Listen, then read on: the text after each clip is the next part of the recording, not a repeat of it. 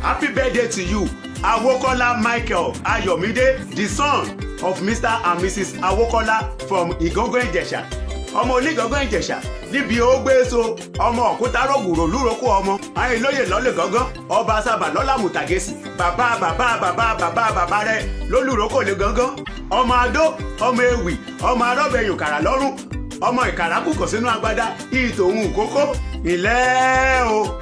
Your parents said that you are their pride, you are their source of happiness. You mean the world to them that life is truly complete whenever they see you around. Therefore, they thank God Almighty who has been your security from maternity up to this moment. They pray that God Almighty will change your identity from a non-entity to a celebrity in the society.